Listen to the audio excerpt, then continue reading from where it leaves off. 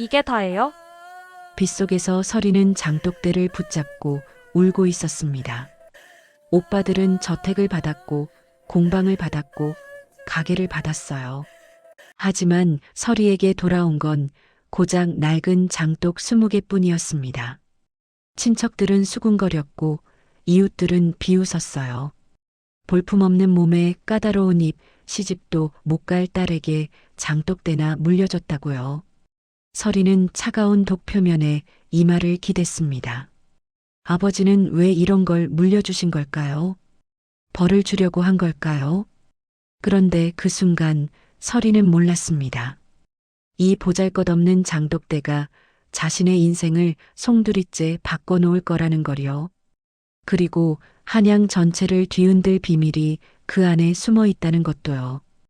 안녕하세요, 꽃잎이에요. 오늘도 들러주셔서 감사합니다. 구독과 좋아요 그리고 알림 설정을 꼭 눌러주시고 댓글에 어디서 듣고 계시는지 어떻게 보셨는지 댓글을 남겨주시면 항상 그곳에 행운이 가득하시길 기원하겠습니다. 감사합니다. 그럼 이제 이야기 한 소절 시작하겠습니다. 새벽 4시 한양 장터 동쪽 끝 초가집에서 서리가 눈을 떴습니다. 천장에서 빗물이 뚝뚝 떨어지고 있었어요. 서리는 젖은 이불을 한쪽으로 밀어내고 몸을 일으켰습니다. 방 한구석에 놓인 낡은 적삼을 꺼내 입었어요. 옷감이 너무 얇아서 속살이 비칠 정도였습니다. 밖으로 나가자 차가운 새벽 공기가 얼굴을 때렸습니다. 서리는 눈을 감고 천천히 숨을 들이마셨어요. 코끝으로 여러 냄새가 스쳐 지나갔습니다. 동쪽 골목의 썩은 배추 냄새, 서쪽 우물가의 습한 흙내음, 그리고 멀리서 풍겨오는 매주 띄우는 집의 발효 냄새까지요. 서리의 코는 보통 사람과 달랐습니다. 장터 반대편에서 생선 굽는 냄새만 맡아도 생선이 언제 잡혔는지 알 수 있었어요. 된장 냄새를 맡으면 발효가 얼마나 됐는지 정확히 짚어낼 수 있었습니다. 하지만 이 능력은 서리에게 축복이 아니었어요. 오히려 저주였습니다. 뒷마당으로 향했습니다. 20개의 장독이 어둠 속에 조용히 서 있었어요. 서리는 첫 번째 독 앞에 무릎을 꿇었습니다. 뚜껑을 조심스럽게 들어 올렸어요. 간장 냄새가 코를 찔렀습니다. 서리는 얼굴을 찌푸렸어요. 이 간장은 발효가 덜 됐습니다. 석 달은 더 묵혀야 했어요. 서리는 뚜껑을 다시 덮고 다음 독으로 옮겼습니다. 된장독이었어요. 뚜껑을 열자 구수한 냄새가 올라왔습니다. 이건 괜찮아. 서리는 작은 그릇에 된장을 조금 떠냈습니다. 손가락으로 조금 찍어 혀끝에 올려놓았어요. 짠맛과 단맛이 입안에서 천천히 퍼졌습니다. 하지만 뭔가 아쉬웠어요. 감칠맛이 부족했습니다. 서리는 한숨을 쉬었어요. 완벽하지 않았습니다. 하지만 이 정도면 팔 수는 있었어요.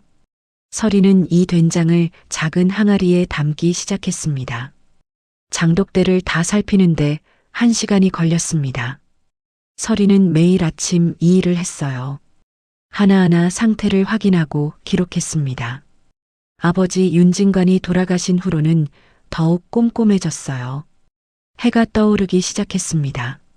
서리는 작은 창고로 갔어요. 오늘 팔 항아리 3개를 골랐습니다. 가장 상태가 좋은 것들이었어요. 도란 아저씨, 서리가 옆방을 향해 조용히 불렀습니다. 잠시 후 문이 삐걱 열리며 늙은 종 도란이 나왔어요. 도란은 허리가 굽어 제대로 서지 못했습니다. 하지만 눈빛만큼은 또렷했어요. 벌써 일어나셨구려, 아가씨. 도란의 목소리는 쉰 듯 갈라져 있었습니다. 오늘도 장에 나가야 해요. 이것들 좀 날라주실 수 있으세요? 그러지요. 도란은 항아리 2개를 양손에 들었습니다. 늙은 몸이지만 힘은 아직 남아 있었어요. 서리도 하나를 안았습니다. 둘은 함께 장터로 향했어요. 장터는 벌써 사람들로 붐비기 시작했습니다. 채소 파는 아낙네들이 자리를 펴고 있었고 생선 장수들이 목청껏 외치고 있었어요. 서리는 구석진 자리로 갔습니다. 늘 그 자리였어요. 장터 한쪽 끝, 사람들이 잘 지나가지 않는 곳이었습니다. 항아리 뚜껑을 열었습니다. 된장 냄새가 천천히 퍼졌어요. 지나가던 몇몇 사람들이 코를 벌름거렸습니다. 하지만 아무도 멈춰 서지 않았어요. 서리는 조용히 앉아 있었습니다. 손은 무릎 위에 가지런히 모았어요. 등은 곧게 펴고 있었지만 고개는 약간 숙여져 있었습니다. 사람들의 시선이 부담스러웠거든요. 저기 저 아이 좀 봐. 옆자리 장사꾼이 동료에게 속삭였습니다.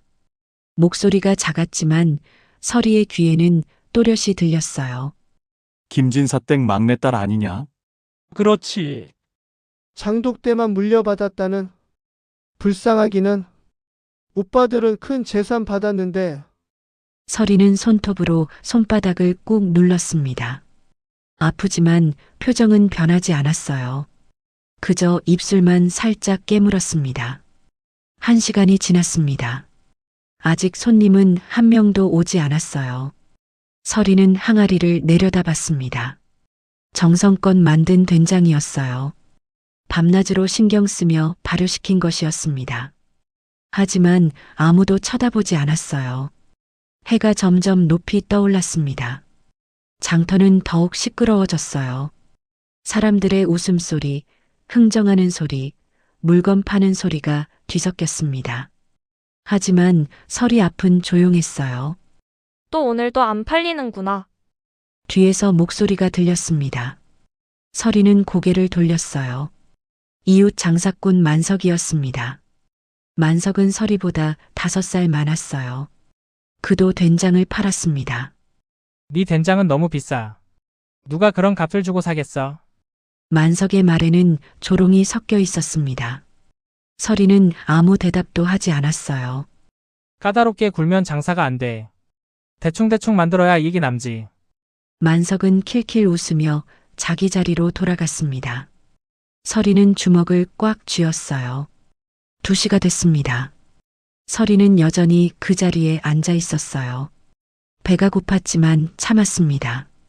도란이 가져온 보리밥 주먹밥이 보자기에 쌓여 있었지만 먹지 않았어요. 그때였습니다. 한중년 부인이 서리 앞을 지나가다 멈춰 섰어요. 부인은 코를 킁킁거렸습니다. 이 냄새는 부인이 항아리를 내려다봤습니다. 서리는 얼른 일어섰어요. 된장입니다. 냄새가 남다르구나. 맛을 봐도 되겠느냐? 서리는 가슴이 두근거렸습니다. 재빨리 작은 그릇에 된장을 조금 떠서 부인에게 건넸어요.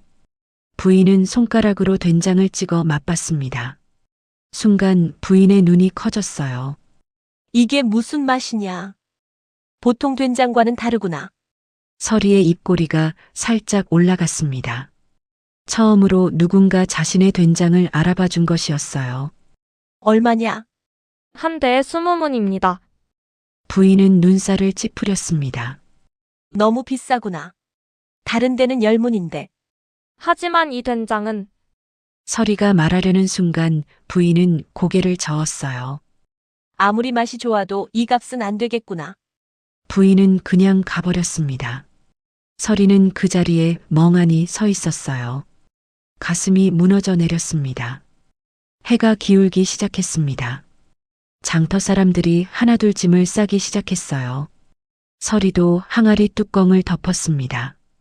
오늘도 한 항아리도 팔지 못했어요. 도란이 다가왔습니다. 그는 서리의 얼굴을 보고 아무 말도 하지 않았어요. 그저 항아리를 들어 올렸습니다. 집으로 돌아가는 길, 서리는 고개를 숙이고 걸었습니다. 발밑만 보였어요. 사람들의 시선이 느껴졌지만 쳐다보지 않았습니다. 초가집에 도착했습니다. 낡은 대문을 열고 들어섰어요. 뒷마당에 장독대가 보였습니다. 20개의 장독이 저녁 햇살을 받아 붉게 물들어 있었어요. 서리는 장독대 앞에 섰습니다. 아버지가 남긴 것이었어요. 오빠들은 큰 재산을 받았지만 서리는 이 장독대만 물려받았습니다. 사람들은 불공평하다고 했어요. 서리도 그렇게 생각했습니다. 하지만 지금은 이것뿐이었습니다. 서리가 가진 전부였어요. 서리는 장독을 쓰다듬었습니다. 차가운 독의 표면이 손끝에 느껴졌어요. 아버지, 제가 뭘 잘못한 걸까요? 서리는 작게 중얼거렸습니다. 대답은 없었어요. 바람만 장독 사이를 스쳐 지나갔습니다.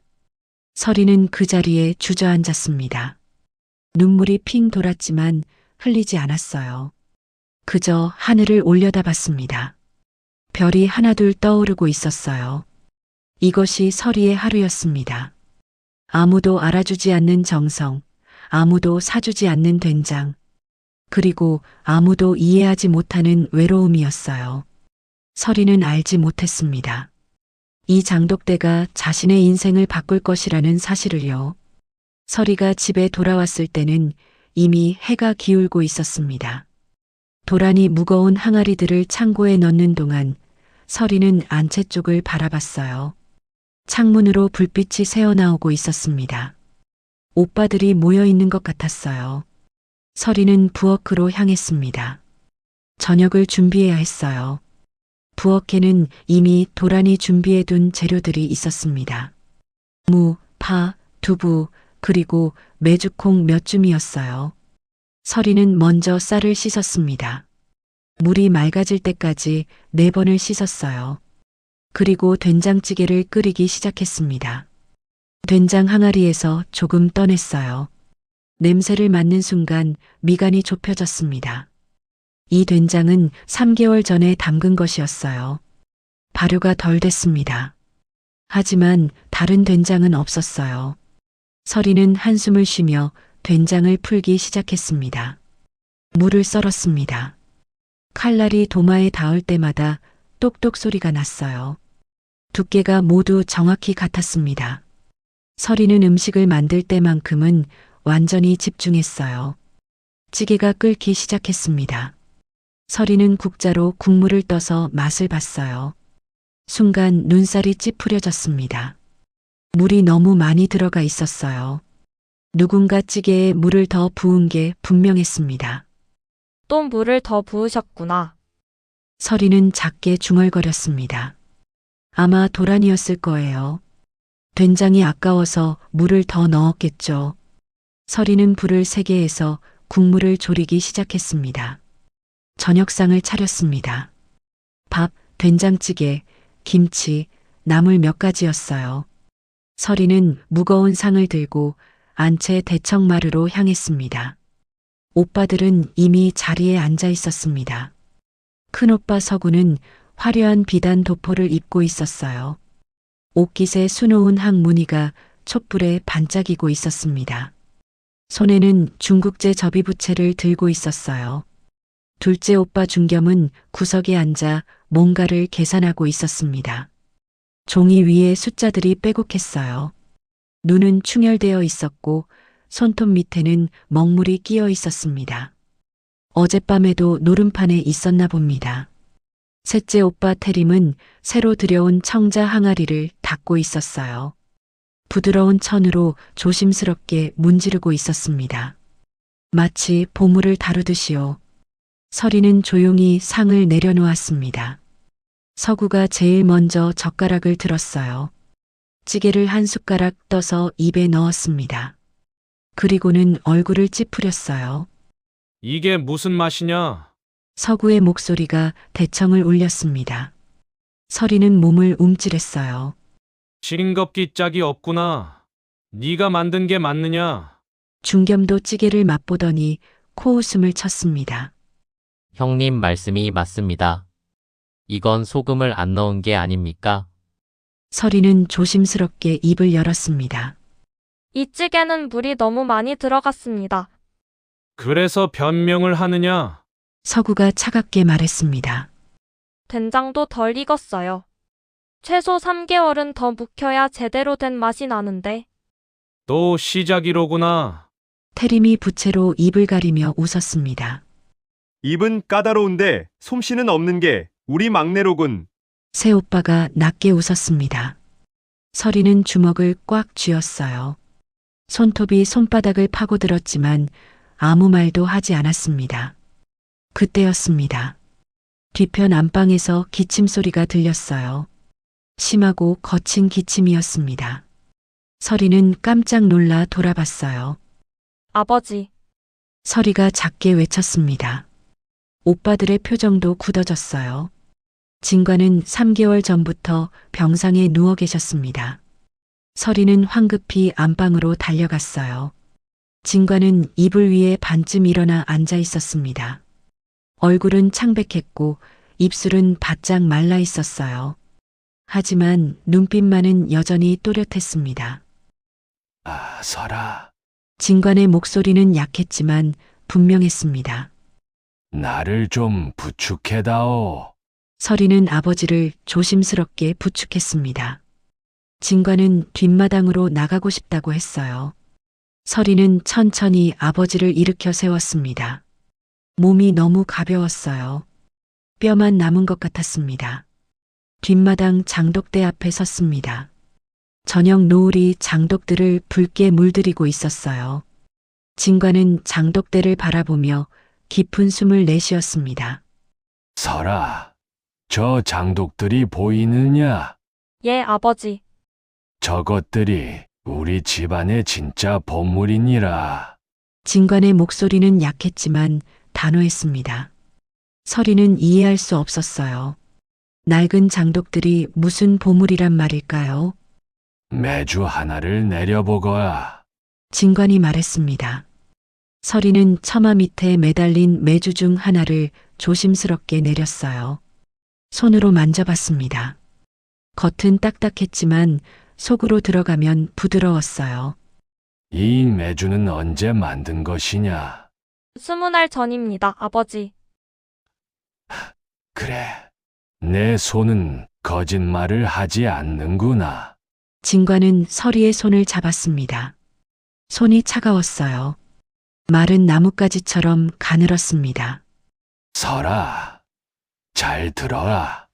진관이 서리의 눈을 똑바로 바라봤습니다. 음식은 거짓말을 하지 않는다. 정성을 다하면 음식이 알고, 대충 만들면 음식이 안다. 사람의 마음이 음식에 그대로 담기느니라. 서리는 아버지의 말을 듣고 있었습니다. 완전히 이해할 수는 없었어요. 하지만 중요한 말씀이라는 건 느낄 수 있었습니다. 내가 곧 떠날 것이다. 진관의 목소리가 더 작아졌습니다. 너에게 이 장독대를 맡기려 한다. 오빠들에게는 가게와 공방과 집을 줄 것이다. 하지만 너에게는 아버지, 서리의 목소리가 떨렸습니다. 장독대요? 가장 보잘것없는 것이었어요. 오빠들은 큰 재산을 받는데 자신은 낡은 장독대만 받는다니요. 바로 그 순간이었습니다. 진관이 갑자기 몸을 떨기 시작했어요. 손이 가슴을 움켜쥐었습니다. 그리고 입에서 검붉은 피가 흘러나왔어요. 아버지, 서리가 비명을 질렀습니다. 진관은 서리의 품에 쓰러졌어요. 서리는 떨리는 손으로 아버지를 붙잡았습니다. 손에 따뜻한 피가 묻었어요. 도란 아저씨, 오빠들, 어서 오세요.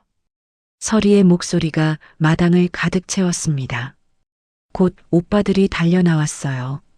서구가 제일 먼저 도착했습니다. 아버지, 서구가 진관을 안아들었습니다. 중겸과 태림도 황급히 다가왔어요. 셋은 아버지를 안방으로 옮겼습니다.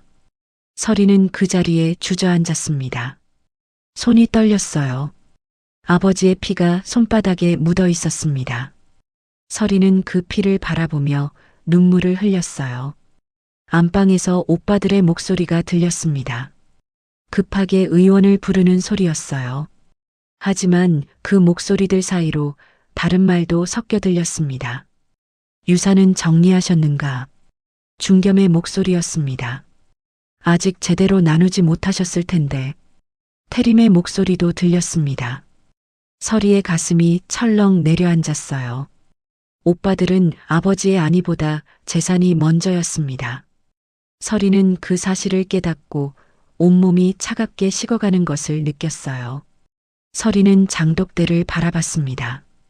어둠이 내리기 시작했고 장독들은 그림자 속으로 사라지고 있었어요. 아버지의 말이 귀에 맴돌았습니다.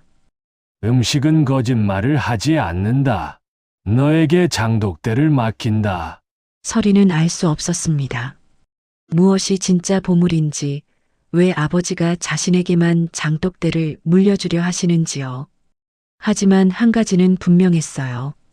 이 집안에 큰 변화가 다가오고 있었습니다. 진관이 세상을 떠난 건 그날 밤이었습니다. 의원이 왔을 때는 이미 늦었어요. 마지막 숨을 거두기 직전 진관의 입술이 움직였습니다. 장독대를 잘. 그게 마지막 말씀이었습니다. 서리는 차갑게 식어가는 아버지의 손을 놓지 못했어요. 장례는 사흘간 치러졌습니다. 서리는 상복을 입고 조문객들에게 절을 했어요. 오빠들도 상복을 입고 있었지만 눈빛은 초조함으로 가득했습니다. 유산 분배를 궁금해하는 눈빛이었어요. 사흘째 되는 날 저녁 훈장 김자수가 찾아왔습니다. 손에는 두툼한 문서 꾸러미를 들고 있었어요. 유언을 발표하겠습니다. 김자수의 목소리가 대청을 울렸습니다. 친척들, 마을 이장, 옆집 박진사까지 모여들었어요.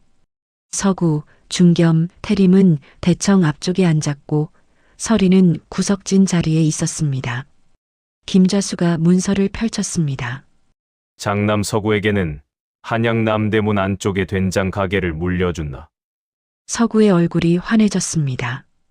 한 달 수입만 해도 은자 100냥은 넘는 가게였어요. 차남 준겸에게는 광주의 매주 공방과 건조창을 물려준다. 중겸이 작게 웃음을 흘렸습니다. 1년에 매주 1000개를 만드는 곳이었어요. 삼남 태림에게는 북촌의 기와집을 물려준다. 태림이 부채로 입을 가렸지만 눈가가 깊어졌습니다. 10칸짜리 기와집이었어요. 친척들이 수군거렸습니다. 아들들에게 참 후하게 주시는구만. 새오빠는 만족스럽게 미소를 지었습니다. 김자수가 다시 문서를 들어 올렸어요. 막내딸 서리에게는 뒷마당에 초가집 한 채와 장독대 20개, 오래된 매주 보따리 하나, 비방첩 한 권을 물려준다. 긴 침묵이 흘렀습니다. 그리고 웅성거림이 시작됐어요. 장독대라니. 초가집이라고. 다음 날 아침 서리는 장독대를 정리하기로 했습니다. 떠나든 남든 일단 정리는 해야 했어요. 아버지가 남긴 것이니까요. 하나하나 뚜껑을 열어 상태를 확인했습니다. 간장독, 된장독, 고추장독. 대부분 잘 발효되고 있었어요. 하지만 15번째 독을 열었을 때 서리는 멈칫했습니다. 이 독은 다른 것들보다 훨씬 무거웠어요. 뚜껑도 꽉 막혀 있었습니다. 서리는 힘을 주어 뚜껑을 열었어요. 순간 향기가 확 퍼졌습니다. 서리는 숨을 멈췄어요. 이건 보통 간장이 아니었습니다. 코끝으로 들어오는 향이 달랐어요. 깊고 진했습니다. 은은한 단맛과 구수함이 섞여 있었어요. 서리는 조심스럽게 도간을 들여다봤습니다. 검붉은 간장이 가득했어요. 빛깔도 일반 간장과 달랐습니다. 국자로 떠서 햇빛에 비춰봤어요. 투명하면서도 깊은 색이었습니다. 이게 뭐지? 서리는 중얼거렸습니다. 이런 간장은 처음 봤어요. 독바닥에 뭔가 있는 게 느껴졌습니다. 서리는 손을 넣어 조심스럽게 꺼냈어요. 기름종이에 쌓인 작은 꾸러미였습니다. 펼쳐보니 책이 한 권 나왔어요. 낡고 오래된 책이었습니다. 표지에 글씨가 적혀 있었어요. 장제조 비방첩. 서리는 가슴이 두근거렸습니다. 첫 장을 펼쳤어요. 아버지의 필체였습니다. 장은 정성이니라. 하루라도 소홀히 하면 맛이 변하느니라. 서리는 한 줄 한 줄 천천히 읽어 내려갔습니다. 콩 고르는 법, 매주 만드는 법, 소금물 비율, 발효 온도, 모든 것이 자세히 적혀 있었어요. 마지막 장에는 다른 글씨가 있었습니다. 설아, 내 혀를 믿거라. 그것이 천금의 재준이라. 이 비방첩을 너에게 맡긴다. 서리는 눈물이 핑 돌았습니다. 아버지가 자신을 위해 남긴 것이었어요. 서리는 비방첩을 품에 안았습니다. 그리고 다시 독을 들여다봤어요. 이 간장은 아버지가 몇 년을 묵혀 만든 것이 분명했습니다. 서리는 그날 하루 종일 비방첩을 읽었습니다. 한 글자도 놓치지 않으려고 천천히 읽었어요. 어떤 부분은 이해가 안 돼서 여러 번 읽었습니다. 해가 저물 무렵 서리는 비방첩을 덮었습니다. 이제 무엇을 해야 할지 조금 알 것 같았어요. 다음 날부터 서리는 비방첩대로 장독을 관리하기 시작했습니다. 매일 아침 일찍 일어나 장독을 확인했어요. 날씨에 따라 뚜껑을 열고 닫았습니다. 햇볕이 좋은 날은 뚜껑을 열어 햇볕을 쐬게 했어요. 비방첩에는 매주 만드는 법도 자세히 적혀 있었습니다. 서리는 새로 매주를 만들기로 했어요. 장터에 나가 콩을 샀습니다. 장사꾼이 콩 한 가마를 보여줬습니다. 이게 제일 싸요. 서리는 콩을 한 줌 집어 살펴봤어요. 썩은 것, 벌레 먹은 것, 금 간 것들이 섞여 있었습니다. 이건 안 됩니다. 서리가 고개를 저었습니다. 뭐가 안 돼? 다들 이걸 사가는데. 좋은 콩을 주세요. 장사꾼은 혀를 찼지만 다른 콩을 가져왔습니다. 값은 2배였어요. 하지만 서리는 그 콩을 샀습니다. 집으로 돌아와 콩을 하나하나 골랐습니다. 좋은 것만 골라냈어요. 시간이 오래 걸렸지만 서리는 멈추지 않았습니다. 콩을 깨끗이 씻었습니다. 하루 종일 물에 불렸어요. 그리고 이틀 동안 약한 불로 삶았습니다. 비방첩에 적힌 대로였어요. 익은 콩을 네모나게 빚었습니다. 손으로 하나하나 만졌어요. 크기를 똑같이 맞췄습니다. 너무 크지도 너무 작지도 않게요. 처마 밑에 메주를 매달았습니다. 바람이 잘 통하는 곳이었어요. 비방첩에는 석 달간 띄워야 한다고 적혀 있었습니다. 일주일이 지났습니다. 어느 날 오후 장터에서 두 중인이 서린의 집 앞을 지나갔어요. 이 냄새는 뭐지? 한 사람이 코를 벌름거렸습니다. 좋은 냄새인데. 서리는 마당에서 장독을 닦고 있었어요. 두 중인이 다가왔습니다. 여기서 장을 담그시오? 예, 서리가 대답했습니다. 냄새가 보통이 아니구려. 어디 한번 볼 수 있겠소? 서리는 잠시 망설였습니다.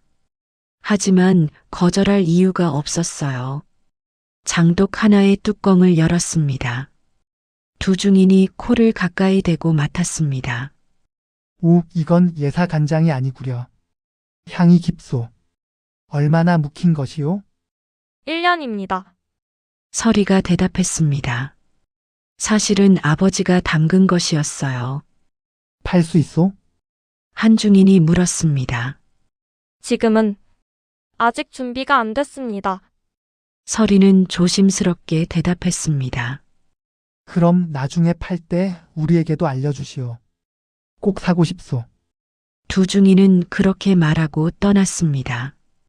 서리는 그 자리에 서 있었습니다. 처음이었어요. 누군가 자신의 장을 사고 싶다고 한 게요. 가슴이 두근거렸습니다. 미묘한 감정이었어요. 희망이라고 부를 수 있을까요? 그날 밤 서리는 비방첩을 다시 읽었습니다. 아버지의 글씨를 천천히 따라 읽었어요. 정성을 다하면 음식이 안다. 서리는 창밖을 바라봤습니다. 달빛이 장독대를 비추고 있었어요. 어쩌면 할 수 있을지도 몰라. 서리는 생각했습니다. 어쩌면 이 장독대로 뭔가 할 수 있을지도 모른다고요. 처음으로 작은 희망이 생겼습니다. 한 달이 지났습니다. 서리는 매일 장독대를 돌봤어요. 비방첩대로 정성껏 관리했습니다. 매주도 잘 띄워지고 있었어요. 어느 날 오후 도란이 급하게 마당으로 들어왔습니다. 아가씨, 박진사 댁에서 사람이 왔습니다. 박진사 댁이요? 서리는 놀랐습니다. 박진사는 마을의 큰 양반이었어요. 잠시 후 박진사 댁 하인이 들어왔습니다. 김진사 막내딸이 여기 사오. 예. 우리 댁 마님께서 석 달 후에 회갑잔치를 여신다오. 음식을 맡기고 싶다 하셨소. 서리는 당황했습니다. 저는 아직. 마님께서 내 집 간장 소문을 들으셨소. 꼭 그 간장으로 음식을 만들어 달라 하셨소. 하인이 은자 5냥을 꺼내 놓았습니다. 이건 성금이오. 잔치가 끝나면 5냥을 더 주겠소. 서리는 은자를 바라봤습니다. 은자 10냥이면 석 달은 먹고 살 수 있는 돈이었어요. 알겠습니다. 최선을 다하겠습니다.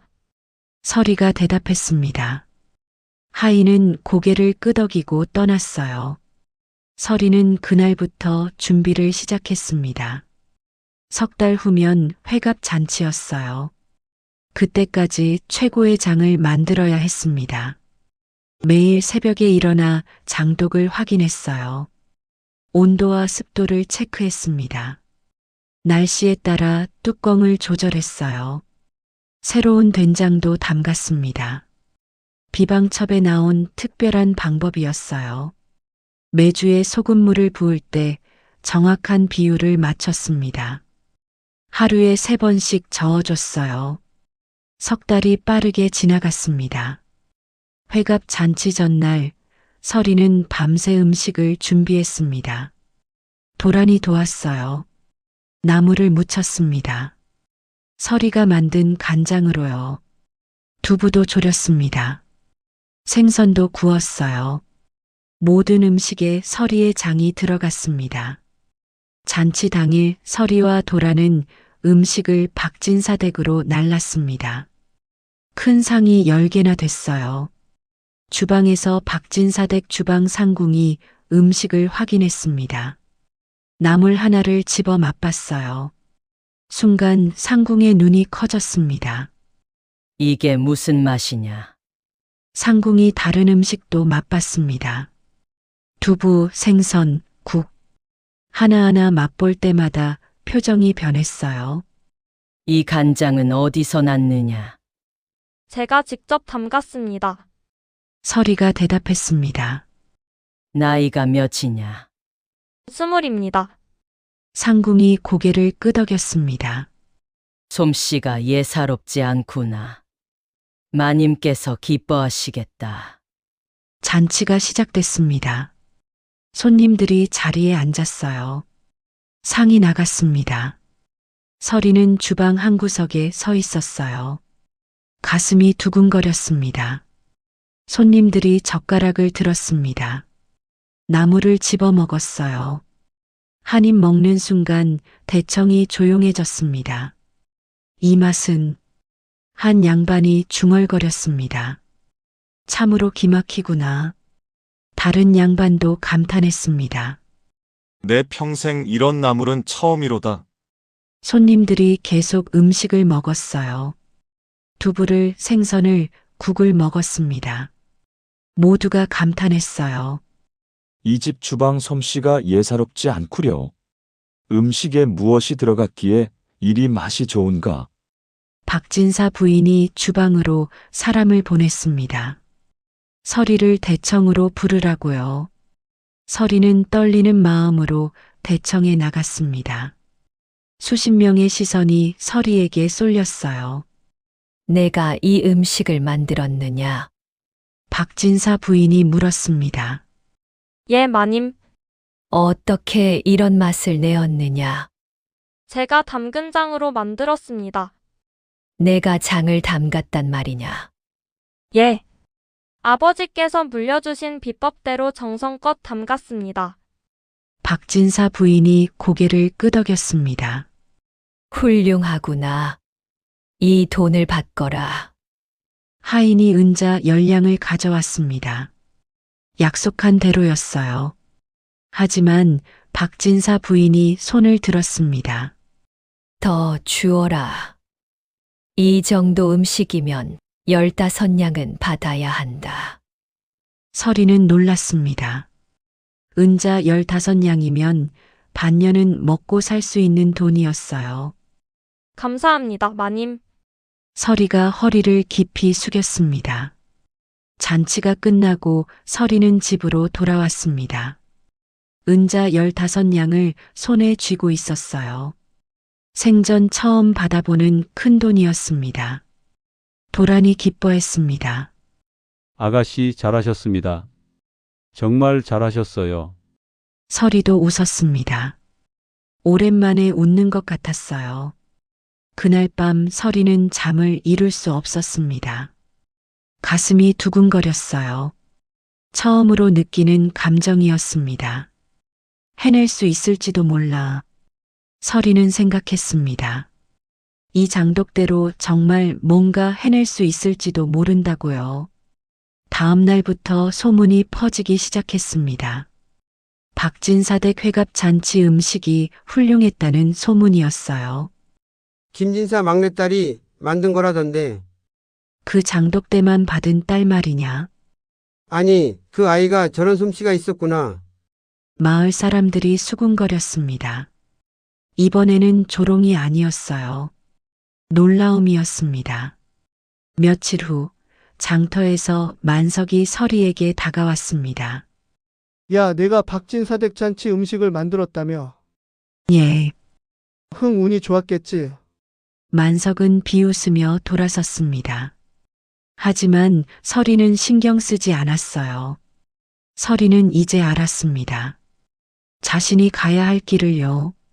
장독대가 자신의 길이라는 것을요. 서리의 소문이 퍼지면서 손님이 늘기 시작했습니다. 집 대문 앞에 장을 사러 오는 사람들이 생겼어요. 하루에 서너 명씩 찾아왔습니다. 하지만 모두가 기뻐하는 건 아니었어요. 장터의 장사꾼들은 달랐습니다. 어느 날 저녁 장터 뒤편 주막에서 장사꾼들이 모였습니다. 만석, 용석, 그리고 다른 된장 장사꾼들이었어요. 요즘 장사가 안 된다. 만석이 술잔을 내려놓으며 말했습니다. 김진사 막내딸 때문이지. 용석이 거들었습니다. 저 계집애만 아니면 우리 장사가 잘 될 텐데. 뭔가 방법이 없겠나. 만석이 말했습니다. 장사꾼들이 고개를 맞댔어요. 일주일 후 밤이었습니다. 서리는 방에서 비방첩을 읽고 있었어요. 그때 밖에서 인기척이 들렸습니다. 서리는 귀를 기울였어요. 누군가 뒷마당을 걷는 소리였습니다. 서리는 조용히 일어났습니다. 창문으로 밖을 내다봤어요. 어둠 속에서 그림자가 움직이고 있었습니다. 장독대 쪽이었어요. 서리는 가슴이 철렁했습니다. 도둑이었어요. 거기 누구요? 서리가 소리쳤습니다. 그림자가 멈췄어요. 그리고 급히 담을 넘어 도망갔습니다. 서리는 황급히 밖으로 나갔습니다. 장독대로 달려갔어요. 하나하나 확인했습니다. 다행히 아무것도 건드린 것 같지 않았어요. 하지만 서리는 불안했습니다. 누군가 자신의 장독대를 노리고 있었어요. 다음 날부터 서리는 밤에도 경계를 늦추지 않았습니다. 도란도 함께 지켰어요. 그런데 며칠 후 이상한 소문이 돌기 시작했습니다. 김진사 막내딸이 장에 이상한 걸 넣는다던데. 뭘 넣는다는 거요? 약초래. 그래서 맛이 특별하다는 거지. 약초면 몸에 해롭지 않소? 소문은 빠르게 퍼졌습니다. 장터에서, 우물가에서, 마을 곳곳에서 사람들이 수군거렸어요. 서리에게 장을 사러 오던 손님들이 줄어들기 시작했습니다. 어떤 사람은 대놓고 물었어요. 정말 약초를 넣었어? 아닙니다. 저는 콩과 소금과 물만 넣습니다. 서리가 대답했지만 사람들은 믿지 않았습니다. 그럼 왜 다른 집 장과 맛이 다르고? 정성껏 만들어서 그렇습니다. 정성으로 그런 맛이 나겠어. 분명 뭔가 넣었을게요. 손님은 그냥 돌아갔습니다. 서리는 억울했습니다. 자신은 비방첩대로 정직하게 만들었을 뿐이었어요. 일주일 후 관아에서 하급 관리가 찾아왔습니다. 내가 김진사 막내딸이냐? 예, 장을 만들 때 무엇을 넣느냐? 콩과 소금과 물뿐입니다. 소문이 다른데. 약초를 넣는다던데. 아닙니다. 그런 적 없습니다. 서리가 단호하게 말했습니다. 그럼 제조 방법을 밝혀라. 그건 아버지께서 물려주신 비법입니다. 비법이라. 의심스럽구나. 관리는 장독들을 살펴봤습니다. 뚜껑을 열어 냄새를 맡았어요. 일단은 특별한 게 없는 것 같구나. 하지만 조심하거라. 소문이 계속되면 다시 올 것이다. 관리는 그렇게 말하고 떠났습니다. 서리는 그 자리에 주저앉았습니다. 손이 떨렸어요. 억울함과 분노가 치밀어 올랐습니다. 도란이 다가왔습니다. 아가씨 괜찮으십니까? 괜찮습니다, 도란 아저씨. 서리는 일어났습니다. 하지만 괜찮지 않았어요. 그날 밤 서리는 잠을 이룰 수 없었습니다. 천장을 바라보며 생각했어요. 누가 이런 소문을 퍼뜨린 걸까? 왜 나를 괴롭히는 걸까? 서리는 알고 있었습니다. 장터의 장사꾼들이었어요. 그들이 질투해서 이런 짓을 하는 거였습니다. 며칠 후 장터에서 서리는 만석과 마주쳤습니다. 야, 요즘 장사 잘 되냐? 만석이 비웃으며 물었습니다. 괜찮습니다. 서리가 대답했습니다. 약초 소문 들었어. 조심해라. 관아에서 다시 올지도 모른다. 만석은 킬킬 웃으며 가버렸습니다. 서리는 주먹을 꽉 쥐었습니다. 분명 만석이 소문을 퍼뜨린 것이었어요. 하지만 서리는 참았습니다.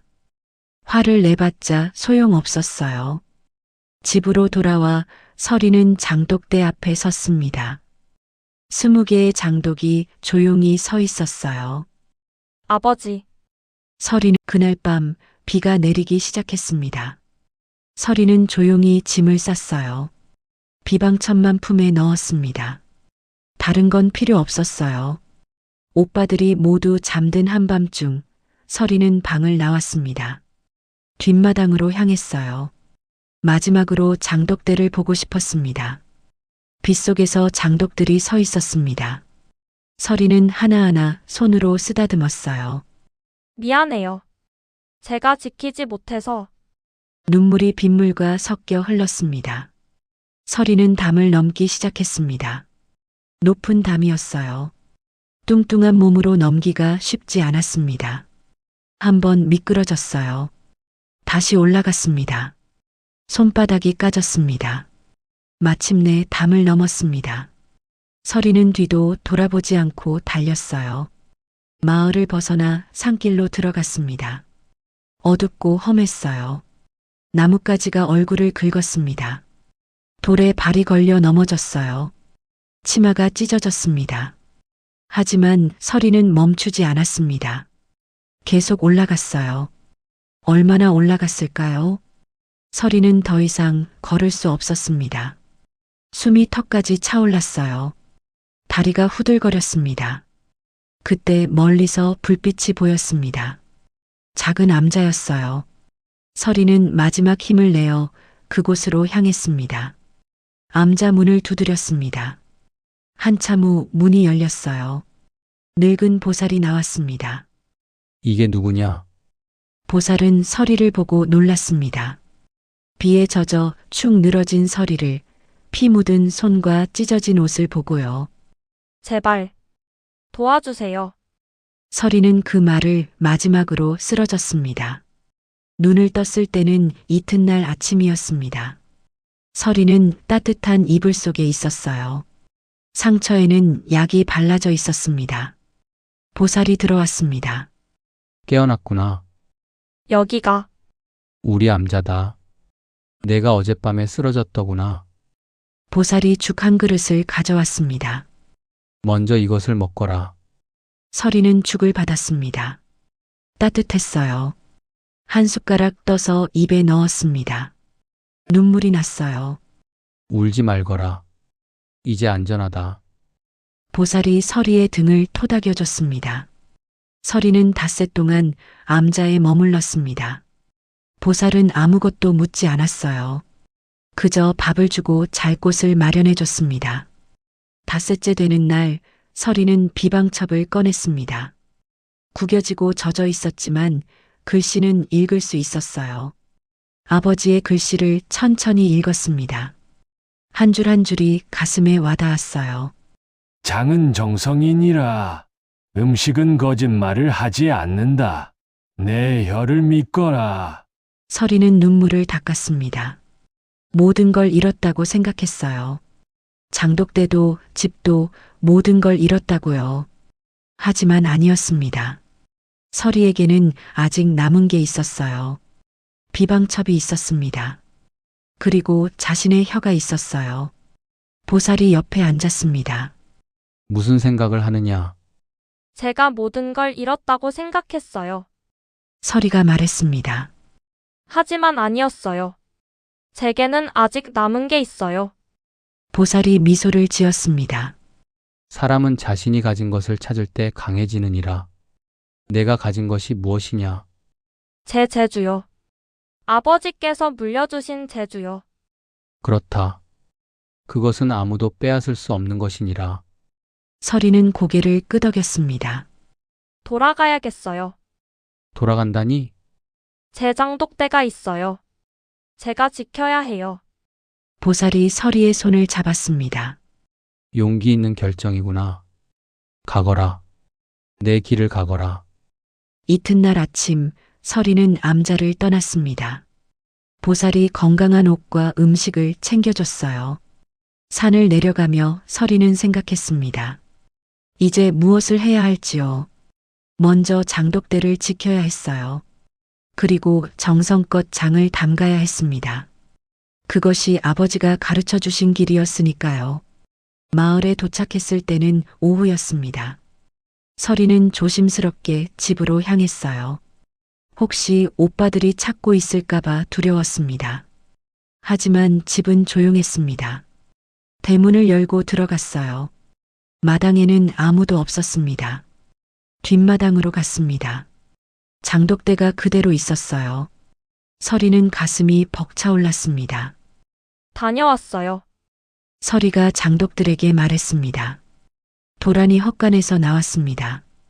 아가씨, 어디 계셨습니까? 도란 아저씨. 도련님들이 아가씨를 찾았습니다. 하지만 찾지 못하고 떠나셨어요. 떠났다고요? 예. 박 장군 댁에서 혼례 준비를 하려 했는데 아가씨가 없으니 화를 내셨답니다. 도련님들이 책임을 지고 떠나셨어요. 서리는 안도의 한숨을 쉬었습니다. 이제 저 혼자네요. 제가 있지 않습니까, 아가씨? 도란이 웃었습니다. 서리도 웃었어요. 이제 시작이었습니다. 진짜 시작이요. 그날부터 서리는 다시 시작했습니다.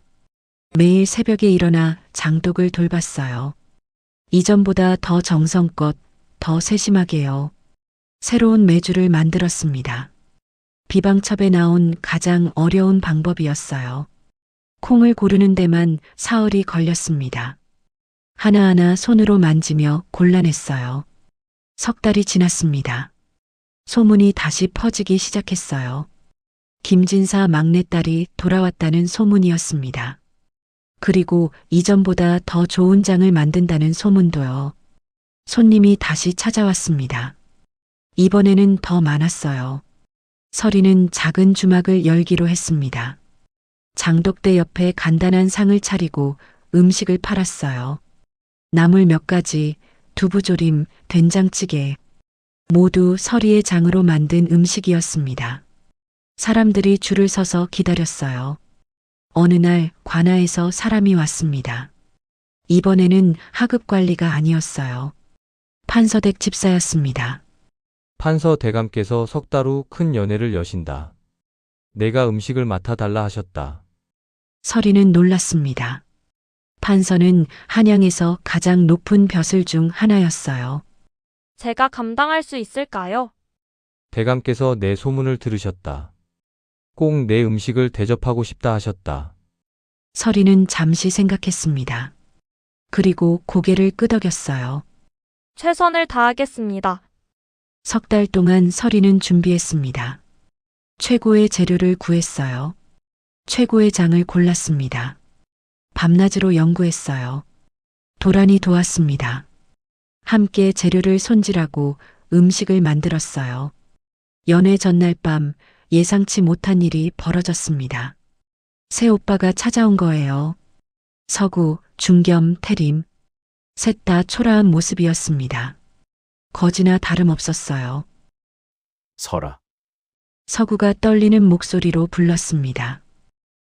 우리를 용서해 줄 수 있겠니? 오빠들, 우리가 잘못했다. 너를 팔아넘기려 했어. 정말 잘못했다. 중겸이 무릎을 꿇었습니다. 제발 한 번만 용서해다오. 우리는 갈 곳이 없다. 태림도 무릎을 꿇었습니다. 서리는 오빠들을 바라봤습니다. 한때는 자신을 무시했던 오빠들이었어요. 하지만 이제는 달랐습니다. 일어나세요. 서리가 말했습니다. 여기 머무르셔도 됩니다. 하지만 조건이 있어요. 무엇이든 하마. 내일 판서댁 연회가 있어요. 저를 도와주세요. 그리고 앞으로도 제 말을 따라주세요. 정직하게 부지런하게요. 그렇게 하마. 새 오빠가 고개를 숙였습니다. 다음 날 판서댁 연회가 열렸습니다. 서리와 오빠들, 도란이 함께 음식을 준비했어요. 큰 상이 20개나 됐습니다. 손님이 100명이 넘었어요. 서리는 긴장했지만 최선을 다했습니다. 음식이 나갔습니다. 나물, 전, 찜, 구이, 국. 모든 음식에 서리의 정성이 담겨 있었어요. 손님들이 젓가락을 들었습니다. 한 입 먹는 순간 대청이 조용해졌어요. 판서가 나물을 먹었습니다. 눈을 감았어요. 그리고 천천히 씹었습니다. 이것이 판서가 눈을 떴습니다. 내 평생 먹어본 음식 중 최고로다. 다른 손님들도 감탄했습니다. 이 맛은 무엇이냐? 참으로 기막히구나. 주방 솜씨가 예사롭지 않구려. 판서가 서리를 불렀습니다. 서리는 떨리는 마음으로 대청에 나갔어요. 내가 이 음식을 만들었느냐? 예, 대감마님. 어찌 이런 맛을 내었느냐? 아버지께서 물려주신 비법과 정성으로 만들었습니다. 판서가 고개를 끄덕였습니다. 정성이로구나. 진짜 부자는 재산이 아니라 재주를 가진 자라 했거늘. 내가 바로 그런 사람이로구나. 서리의 눈에 눈물이 맺혔습니다. 아버지가 하셨던 말씀과 똑같았어요. 연회가 끝나고 판서가 서리에게 은자 100냥을 주었습니다. 어마어마한 돈이었어요. 앞으로도 내 음식을 먹고 싶구나. 주막을 크게 열어보는 게 어떻겠느냐. 서리는 허리를 깊이 숙였습니다. 집으로 돌아오는 길, 서리는 장독대 앞에 섰습니다. 달빛이 장독들을 비추고 있었어요. 아버지, 서리가 중얼거렸습니다. 이제야 알겠어요. 아버지께서 왜 저에게 장독대를 주셨는지. 오빠들도 옆에 섰습니다. 우리도 이제야 안다, 설아. 서구가 말했습니다. 제사는 쉽게 잃지만 재주는 평생 가는 것이구나. 중겸이 고개를 끄덕였습니다. 내가 우리 집안을 일으켰다. 고맙다. 태림이 말했습니다. 서리는 오빠들의 손을 잡았습니다. 이제 함께 시작해요. 함께요. 1년 후 서리의 주막은 한양에서 가장 유명한 곳이 됐습니다. 새 오빠는 서리를 도우며 성실하게 일했어요. 큰 오빠는 장독을 관리했고, 둘째는 재료를 구했고, 셋째는 손님을 맞았습니다. 어느 봄날 서리는 장독대 앞에 앉아 있었습니다. 저녁 노을이 장독들을 붉게 물들이고 있었어요. 서리는 비방첩을 펼쳤습니다. 마지막 장의 아버지 글씨를 읽었어요. 내 혀를 믿거라. 그것이 천금의 재준이라. 서리는 미소를 지었습니다. 이제 깨달았어요. 아버지가 물려준 것은 장독대가 아니었습니다. 삶을 담는 그릇이었어요. 정성을 담는 마음이었습니다. 서리는 하늘을 올려다봤습니다. 별이 하나둘 떠오르고 있었어요. 고맙습니다, 아버지. 바람이 불었습니다. 따뜻하고 포근한 바람이었어요. 마치 아버지가 답하시는 것 같았습니다. 장독대 하나로 집안을 일으킨 여인의 이야기. 진짜 부자는 재산이 아니라 재주를 가진 자라는 가르침. 그것이 서리가 세상에 남긴 것이었습니다.